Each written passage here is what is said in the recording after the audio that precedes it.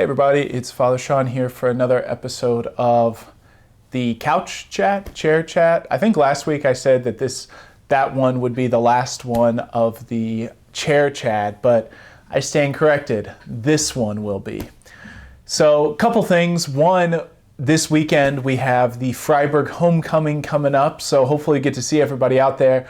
I took over a new role at the homecoming. Instead of just being the schmoozer and the taste tester, I now get to lead the hamburger stand. So if anybody wants to come out and get a hamburger, hopefully they're of the same quality as they had been in the past. But yeah, looking forward to seeing everybody there and getting to do that. So also, one other thing is we got something new coming up. We've got a birthday party for the Blessed Virgin Mary. So the birthday of the Blessed Virgin Mary is always celebrated on September the 8th. So, of course, the Immaculate Conception will be in 3 months. So that's Mary's Immaculately Conceived December 8th, and then 9 months later, September 8th is her birthday.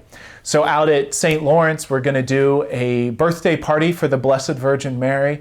It should be a great event. It'll be with the Schoenstatt people and with the members of St. Lawrence.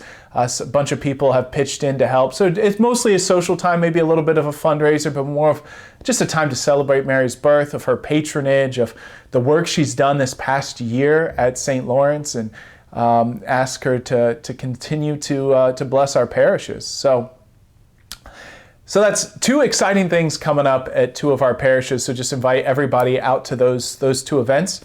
Finally, I got another new mug here.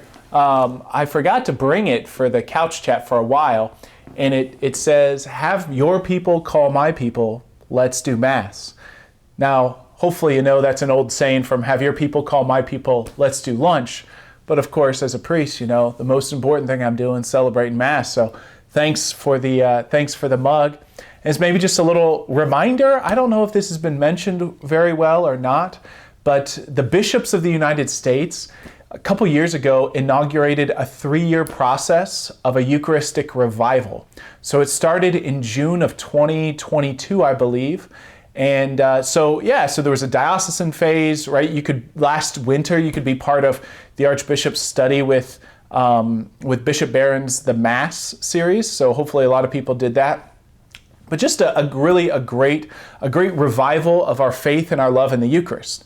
Now, jokingly, I like to tell people, well, the bishops of the United States are just copying our parishes who had the year of the Eucharist in 2021.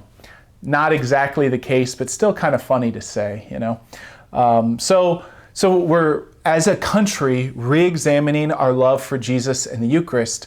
And one of the cool things that's happening is next summer, there'll be a big old Eucharistic Congress. So it's like a 5-day conference about the Eucharist in Indianapolis. So just a stone's throw away. And you can get tickets there. I don't know if you can still get hotels, but we might have something in the works about a little raffle for people to get a free trip to the Eucharistic Congress. So stay tuned for a possibility of more details about that. So it's always great to turn again to the Eucharist. Our faith is centered on the presence of Christ in the Eucharist and the offering of the Son to the Father during Mass. So although we already had a year of the Eucharist, it's always a good time to reinvigorate our faith in the Eucharist, our love for Jesus, and also the nourishment it calls us to love and serve our neighbor.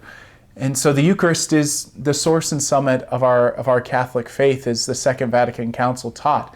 So it's the source, so all of our life flows from it, right? It's the source, it's the energy, it's the strength to live a life as a Christian, but also it's the summit. So all of our life not only flows from it, but it's directed towards Christ in the Eucharist. So that means our homecoming festival, right? Ultimately, that ought to flow from the Eucharist. The same thing, it should lead to the Eucharist. The goal is to have everything at the homecoming lead us to the Eucharist. And the same thing goes with the birthday of the Blessed Virgin Mary. Everything in that party, everything in that celebration should flow from the Eucharist. That's why we're celebrating Mass first. But it should also direct us back in thanksgiving to Christ in the Mass. So it's always a good time to have a Eucharistic revival, and hopefully everything that we do in our parishes flows from Christ in the Eucharist and ultimately leads us back to Jesus in the Eucharist.